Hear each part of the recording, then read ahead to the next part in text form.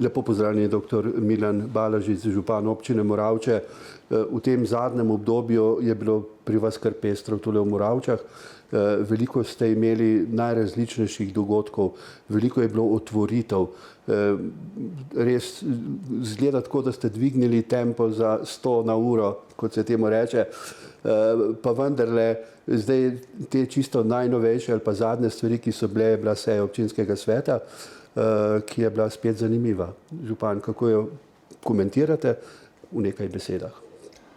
Seja občinskega sveta Moravče je vedno zanimiva, ker preprosto soočamo argumente in poskušamo najti najboljšo pot za razvoj naše občine. Verjetno mislite s svojim vprašanjem na točke, ki so bile tudi najbolj vroče na seji, to so tako imenovane zelene točke. Vesel sem, ker je občinski svet sprejel moj predlog, da se preveri, ali je podjetje IAK, Industrija Apna Kresnice, dejansko pod zakonskimi pogoji prejela okoljevarstveno dovoljenje.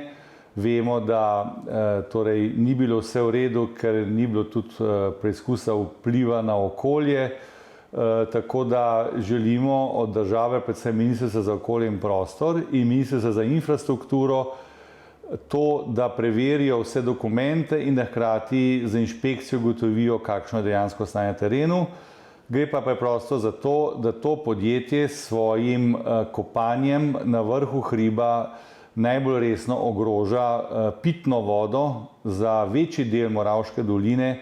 Nekje 70% prebivalstva je odvisno od vira Ples, ki je postavljen prav na vznožje tega hriba, te slivne, in gre za to, da želimo to našo pitno vodo obvarovati. Karkoli se bi zgodilo na vrhu tega hriba, se pravi s tem odkopom, z razstrelivi, z nafto, ki je v rezervoarjih, lahko v hipu izniči našo vodooskrbo in Moravška dolina ostane brez vode. Zato želimo, da se takšna dejavnost prekine. Druga točka je bila nadaljevanje prejšnjih točka Termit, kjer smo želeli pravzaprav, da občinski svet podeli to, kar je župan sam ugotovil, se pravi, da želimo, da se odzame rudarska pravica in koncesija za kopanje, dokler, in to poudarjam, dokler to podjetje ne uskladi svoje dejavnosti z okoljevarstveno in drugo zakonodajo. To je poanta. Mi ne želimo zapirati Termita, vemo, kako dragocena so delovna mesta. Mi ne želimo škoditi Termitu, kvečjemu obratno, želimo mu pomagati, predvsem vodstvu, ki se ne zaveda svoje odgovornosti do delavcev in do Moravške doline. In v tem smislu želim, da skratka ta stvar gre naprej in da skratka dosežemo s strani države resno inšpekcijo, resno opozorilo podjetju, da mora sanirati nastalo škodo, da ni dopustljivo, da se izcedne vode, ki so strupene, polne težkih kovin in drugih materialov, izsejo našo okolje v podtalnico in tako naprej. Tako da na tej točki je bilo glasovanje izenačeno 4:4, tako da moj predlog ni bil sprejet. Običajno je pač tako, da lista bivšega župana in lokalna SDS glasuje proti, ker so povezani s Termitom.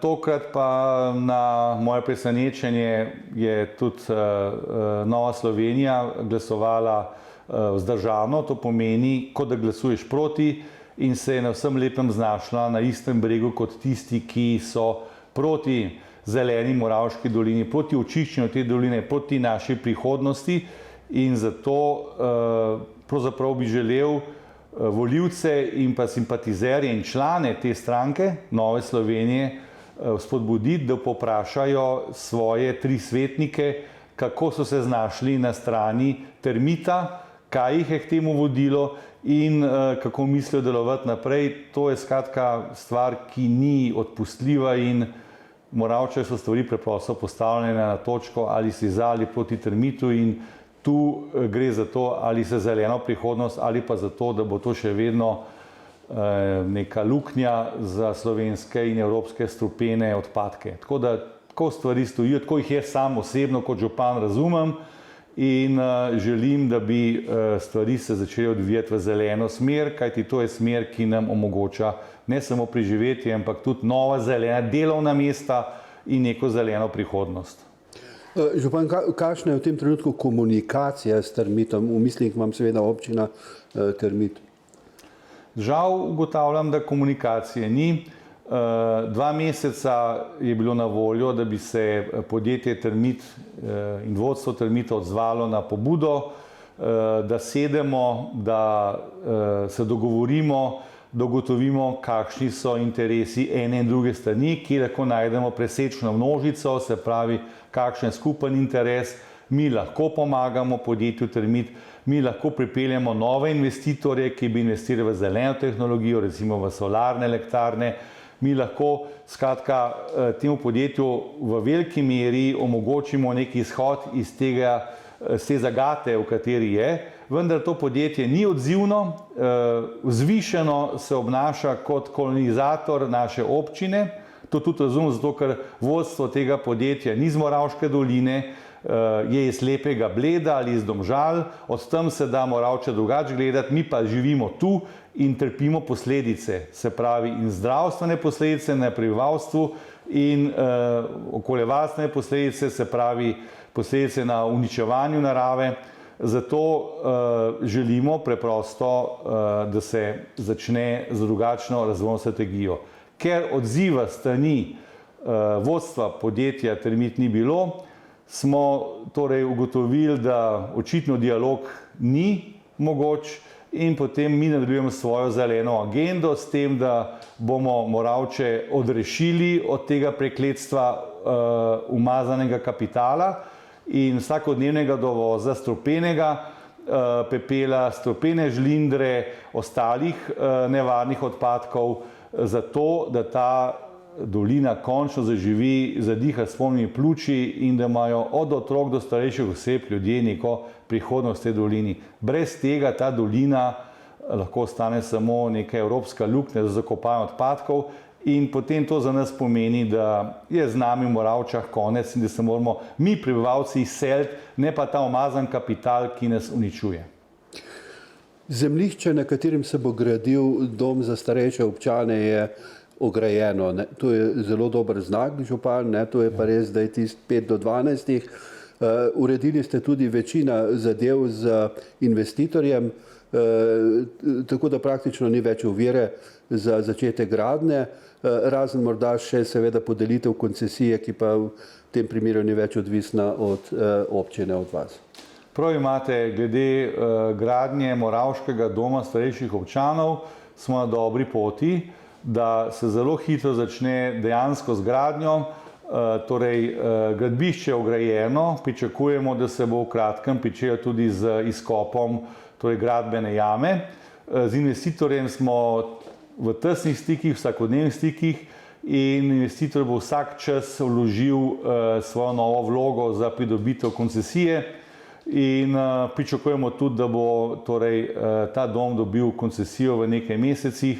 Ta čas se bo pa že začelo z gradnjo, tako da zdaj pa seveda vreme je neznanka, ampak če bo nekako povprečno vreme, potem pričakujemo čez zimo, da se opravijo osnovna dela, da se torej postavijo temelji, potem pa naslednjo pomlad pa resno začne z gradnjo. Gradnja bo trajala približno kakšno leto, morda največ, če se podaljša, tam leto pa pol, ampak vendarle po tolikih letih pričakovanj in izgubljenih iluzij smo na poti, da se oprijemo trdnih temeljev in da torej tudi na tej točki začnemo nov preboj.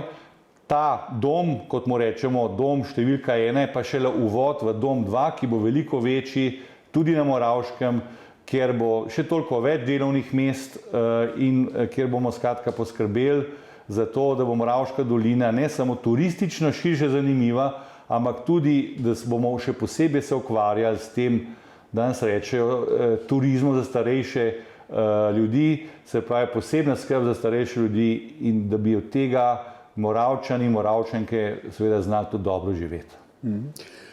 No, še ena taka pomembna stvar je tudi ta, da ste pred kratkim izročili tako imenovano cegonco društvu krajanov Tuštanj, ne. Vemo, da so zelo aktivni, to društvo je izjemno, vlaga velike napore iz leta v leto pri pripravi najrazličnejših prireditev in seveda je to zelo prav, kar ste storili, torej da ste odstopili to zemljišče njim. Župan, nekaj besed. Zelo preprosto, cegonca je imela lastništvo, ki je bilo problematično in negotovo in na koncu je bilo lastništvo prepisano na državo. Mi smo želeli se z države prenesti to lastništvo na občino, to nam je nekje v roku enega leta tudi uspelo.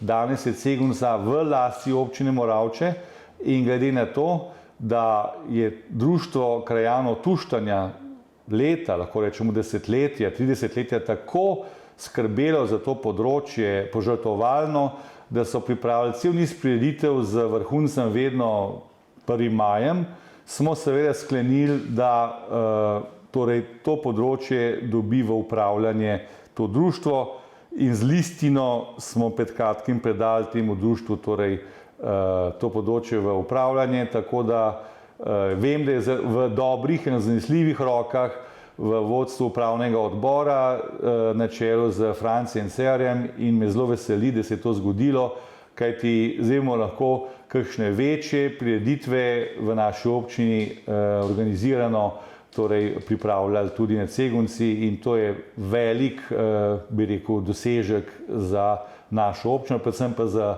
naše občanke in občane. Na svojem zemljišču boste lahko, ne? Na svoji zemlji, kot pravi nek film, naš prvi slovenski film. Svečano ste obeležili tudi Dan državnosti. Ena od teh pomembnih stvari seveda pa je tudi odprtje Vegove poti, ki je bila tik pred samo prireditvijo. Kako ste zadovoljni, župan, z izvedenim, z videnim? Izjemno zadovoljen, kajti tudi Vegova pot je eden od projektov, ki se jih prej ni dalo izpeljati do konca. Tako da to je še en prispevek poleg tega, da predstavljamo kapelce, da smo organizirali poslovilni prostor, tako kot se spodobi in tako naprej. To so vse zadeve, ki jih prej ni bilo 15 let mogoče izpeljati. Zdaj pa se dogajajo in v tem smislu lahko rečem, da je to projekt, ki je tudi dober prispevek k razvoju, k kulturi našega življenja in sem vesel, da preprosto stvari grejo v pozitivno smer. Še več jih bo v prihodnjem letu. To ne pomeni, da bomo vmes v zimskem obdobju počivali. Cel kup novih odprtij, otvoritev nas čaka, o tem bova še govorila. V vsakem primeru smo dinamični, to je dinamična mlada občina in pred nami je, bom rekel, kar lepa prihodnost, ker se stvari razvijajo v pozitivno smer. Čeprav živimo na deželi, se mi zdi, da se približujemo ravni standarda mesta in to je tisto, kar želim, da naši občani in občanke vedo, da ves čas delamo na njihovih željah. Tudi to jeseni bom posebej prišel vprašati vsako vaško skupnost, kaj želijo za naslednji proračun. To je tema za kdaj drugič, za kakšno drugo dajo, pa vendarle želim imeti, tako se reče, participativni, se pa sodelovalni proračun, tako da bodo stvari šle tako v smeri, kot je naša strategija, kot v smeri tega, kar želijo naše občanke in občane. Vega pa je bil pomemben še pri enem vašem projektu. Povezali ste glavno mesto Srbije, Beograd in Moravče. Zelo, zelo prijetna povezava, če temu tako rečem. Res je tako, župan Beograd nas je z veseljem sprejel. Zdržali smo se v daljšem pogovoru, predali smo sliko Jurija Vege, povedali mu, da smo odprli Vegovo pot, da je to neko skupno spominsko znamenje. Namreč Vega je bil prvi osvoboditelj Beograda, ker je znal natančno nameriti svoje možnarje in je znal razbiti turško obrambo. Tako da je to tudi na nek način začetek srbskega odpora proti Turkom, tega novodobnega. naš načrt je, da počasi iz leta v leto povežemo vsa tista mesta, ki bi jih imenovali za eno besedo Vegova mesta. Kjerkoli je Vega pustil svoj sled, se pravi s svojimi izumi, znanstvenimi raziskavami ali s svojimi dosežki v bitkah kot častnik, želimo povezati z Moravčami in z njimi potem sodelovati prihodnje, kajti Vega je znanstvenik, vojak, astronom, še karkoli drugega, svetovnega slovesa in zato želimo povezovati kraje, ki so torej ustvarile Vegovo življenje in ga slavijo tudi danes. No, seveda, še marsikaj je, vsega ne moremo našteti, veliko je cestnih odsekov, pa vodovod in tako naprej. Redno poročamo o tem tudi v naših informativnih oddajah, morda bolj obširno, kdaj drugič, v kakšni malo manj poletni oddaji. Kdaj odhajate na dopust, župan? Zaenkrat, če ne vem, dopust še ni na vidiku, še treba pospraviti mizo, ampak pa vseeno računam, da po kar intenzivnem letu bo nekaj dni ostalo tudi za dopust, za vdih, tako da se potem s polno močjo vržemo na jesensko sezono in v tem smislu bi tudi zaželel svojim občankam in občanom mirne, lepe, če se da, počitnice na hladnem ali pa vsaj v senci ob mrzli pijači, tako da se pravzaprav v jeseni znova vidimo in naredimo kaj dobrega spet za našo Moravško dolino. No, in s temi besedami, vašimi besedami zaključim najin današnji pogovor. Jaz vam želim seveda vse dobro, odpočite si, župan, napolnite baterije. Midva se vidiva prihodnjič, do takrat vse dobro in nasvidenje. Hvala lepa.